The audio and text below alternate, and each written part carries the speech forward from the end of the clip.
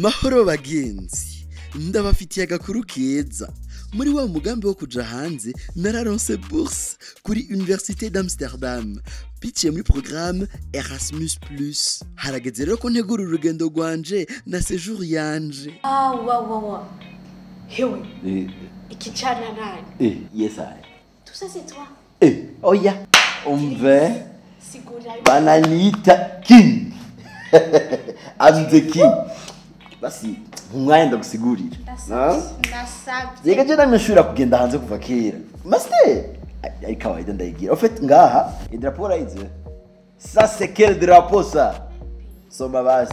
Pays-Bas. Quelle ville? Amsterdam. Donc naronse université d'Amsterdam. Cyatugenda hehe? Ubuzima bwa Amsterdam. En fait nategereje kuraba ubuzima bwa Amsterdam kuntu bumeze kugira ngo ninashika size mbede pays base d'America. Ngenda gufata tire na kwifatira kuri bateau. C'est qui? En fait bo bona yanje kana kuraba les transports en commun ukunduzo zigenda. Nasanze aux environs de 8,5 €. C'est ndagufinzire ama plat préféré ya. Ewe Burundi urambaye. Iki kintu gisomye. Barakunda les crêpes hollandaises. Et alors ma crêpe hollandaise. Bah ça ma transport, ma préférée. Devine le transport préféré. Amsterdam. Le train? Non, encore. Voiture alors? Je vais pédaler. Maria Je vais pédaler. Rouf, hama nachenda ndondera rero ntuze ya ama studio siko. Yama studio apana yo gusona musique. Le studio yene nshobora kurara mu yaba étudiant, tu vois, un studio. Ça varie entre 195 et 695 €. Ariko rero mpejeje ibinavyo naciye ngira rero ama démarche ya visa kugira nitegure.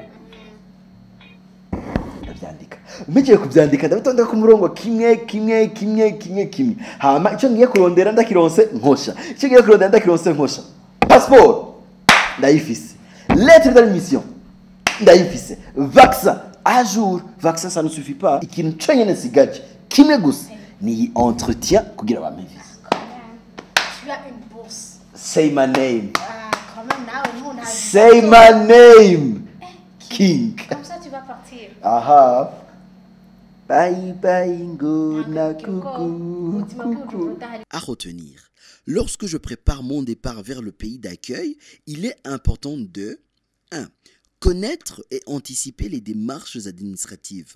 Passeport, visa et j'en passe. 2. Me renseigner sur les informations pratiques du pays d'accueil. Coût de vie, transport et j'en passe.